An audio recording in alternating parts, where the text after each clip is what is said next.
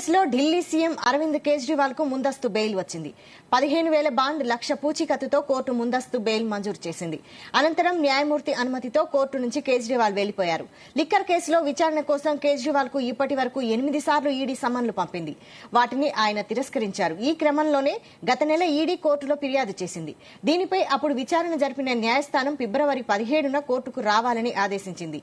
ఈ టైంలో అసెంబ్లీలో విశ్వాస పరీక్ష ఉన్నందున వర్చువల్ గా హాజరైన సీఎం తదుపరి విచారణకు వ్యక్తిగతంగా హాజరవుతానని అభ్యర్థించారు. ఇందుకు అంగీకరించిన న్యాయస్థానం విచారణను వాయిదా వేసింది.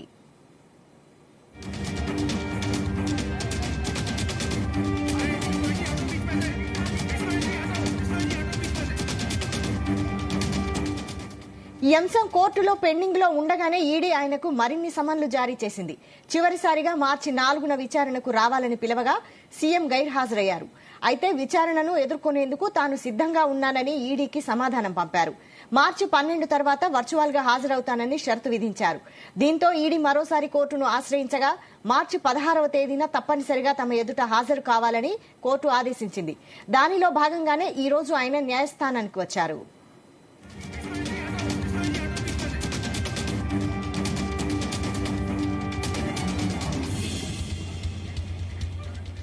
కేజ్రీవాల్ పై మోపిన అభియోగాలపై బెయిల్ పొందడానికి అవకాశం ఉన్న సెక్షన్లని న్యాయమూర్తి పేర్కొన్నారు. ఈడీ చేసిన 2 ఫిర్యాదుల్లో ఆయనకు బెయిల్ మంజూరు చేశారు. అనంతరం న్యాయమూర్తి అనుమతితో సీఎం కోర్టు నుండి వెళ్లిపోయారు.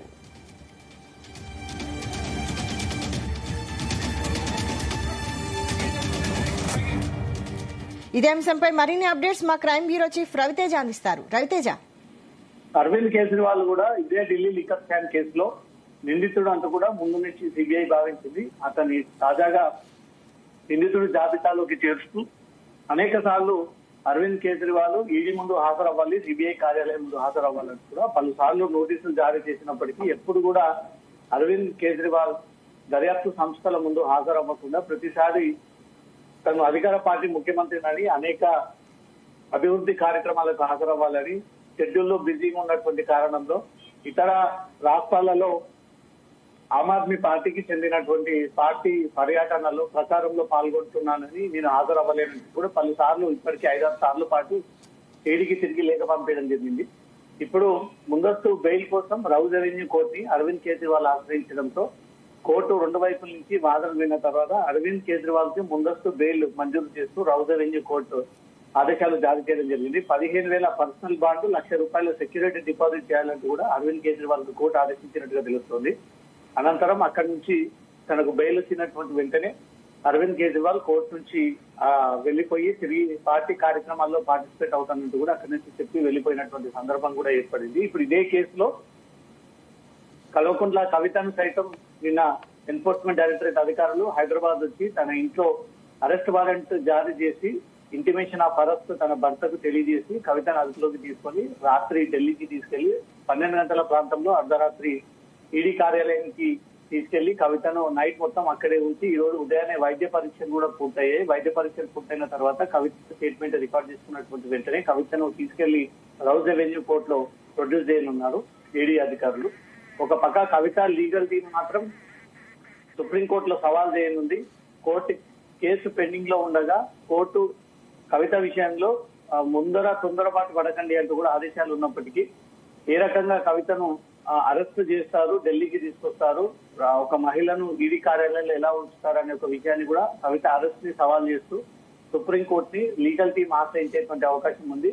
ఈ కేసుని అత్యవసర పిటిషన్ గా భావించి కవిత అరెస్ట్ విషయంలో తనకు అనుకూలమైనటువంటి ఒక తీర్పునివ్వాలి, తనకు ముందస్తు బెయిల్ మంజూరు చేయాలి, తన జైలుకి పంపకుండా దర్యాప్తుకు సహకరిస్తుంది. ఎప్పుడు పిలిచినా హైదరాబాద్ నుంచి ఢిల్లీ చేరుకొని ఉన్నత అధికారులకు దర్యాప్తు బృందాలకు ఆ సమాచారాన్ని ఎప్పటికప్పుడు అందజేస్తూ ఉంటుంది, సహకరిస్తుంది, ప్రతిసారి విచారణకు హాజరవుతుంది. ఈ వెసులుబాటు కల్పించాలి, కవితను అరెస్ట్ చేయకుండా ముందస్తు బెయిల్ ఇవ్వాలంటూ కూడా తన లీగల్ టీం సుప్రీంకోర్టుని అప్రోచ్ అయ్యి ఒక పిటిషన్ ముందస్తు బెయిల్ పిటిషన్ వేసేటువంటి అవకాశాలు ఉన్నాయి. మరి కాసేపట్లో కవితను ఢిల్లీలో ఉన్నటువంటి రౌజ్ అవెన్యూ కోర్టులో ప్రొడ్యూస్ చేయనున్నారు. వాటికి సంబంధించినటువంటి ఏర్పాట్లు కూడా ఇప్పటికే సిద్ధం చేసి ఉన్నారు అధికారులు. ఇక్కడ నుంచి రౌజ్ అవెన్యూ కోర్టుకి తీసుకెళ్తున్నటువంటి క్రమంలో ఎవరైనా అడ్డుకోవడానికి ప్రయత్నించినా, ఎవరైనా ఆందోళన చేసేటువంటి ప్రయత్నాలు ఉన్నాయి. ఇప్పటికే ఆ ప్రాంతాన్ని అంతా కూడా పోలీసులు తమ చేతిలోకి తీసుకుని 144 సెక్షన్ అమల్లోకి తీసుకురావడం జరిగింది. 4కి మించి అక్కడ గుమ్ముగూడితే వాళ్ళందరిపైన కేసులు నమోదు చేయడం కాకుండా లాఠీ చార్జ్ చేయాల్సి వస్తున్నట్టు కూడా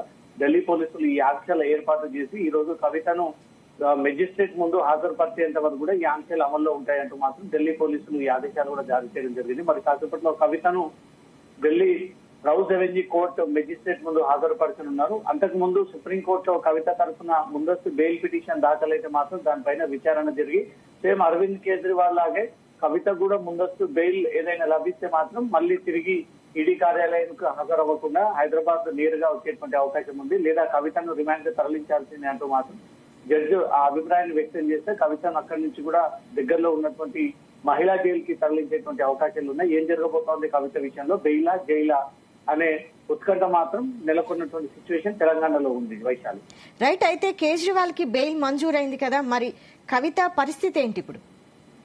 ఇదే ఢిల్లీ లిక్కర్ పాలసీ కేసుకు సంబంధించి కేజ్రీవాల్ ను కవితను ఒకే దగ్గర విచారణ చేపట్టాలన్నదే దర్యాప్తు సంస్థల ముందు నుంచి ఉద్దేశం. అదే ఉద్దేశంతో ఈ రోజు అరవింద్ కేజ్రీవాల్ ని కూడా ఈడీ ముందు హాజరవ్వాలంటూ కూడా నోటీసులు ఇచ్చారు. ఇదే టైంకి కవితను కూడా అరెస్ట్ చేసి ఈడీ కార్యాలయంలో పెట్టారంటే ఇద్దరిని కూడా కీలకమైనటువంటి వ్యక్తులు, అటేమో ఆమ్ ఆద్మీ పార్టీకి చెందినటువంటి రాష్ట్ర ముఖ్యమంత్రి, ఇటు తెలంగాణ రాష్ట్రానికి చెందినటువంటి ముఖ్యమంత్రి కూతురు, గతంలో ఎంపీగా పనిచేసినటువంటి అనుభవం, ప్రస్తుతం ఎమ్మెల్సీగా ఉన్నటువంటి అనుభవం, దాంతో పాటు సౌత్ గ్రూప్ ని కీలకమైనటువంటి వ్యక్తి. ఈ సౌత్ గ్రూప్ ని ఏర్పాటు చేయడానికి కవితే కీలకమైనటువంటి కారకురాలు. తన ద్వారా ఎక్కువగా వాటా పొందేటువంటి ప్రయత్నాలు చేశారంటూ కూడా ఈడీ సిబిఐ తన పైన అభియోగాలు మోపుతూ ఈ కేసులో కవిత నోరు తెరిస్తే అనేక వాస్తవాలు వెలుగులోకి వస్తాయి. ముందు ఎప్పటి నుంచి కూడా కవితని విచారించాలని చేపట్టినా ప్రతిసారి ఏదో రకమైనటువంటి ఆటంకం క్రియేట్ చేస్తా ఉంది.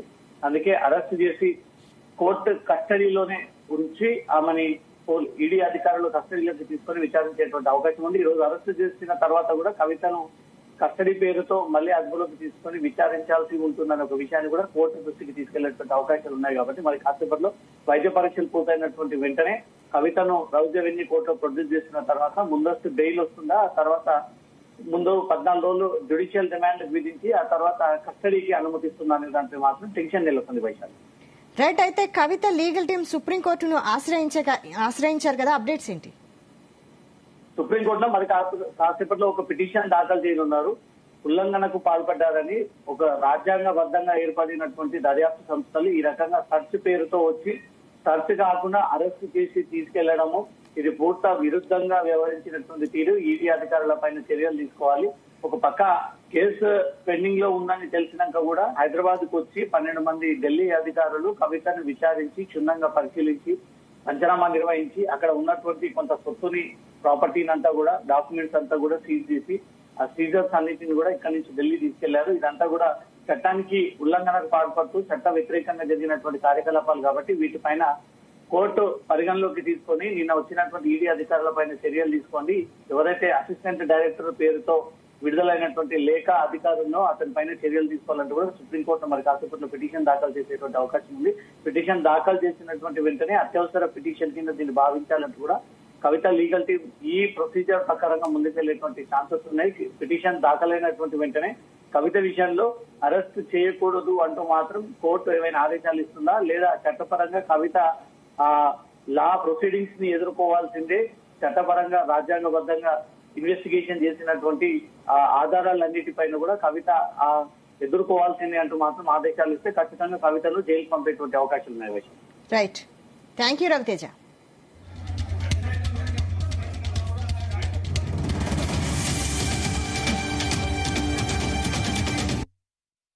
रिक्वेस्ट की थी कि प्रोसीडिंग स्टे की जाए।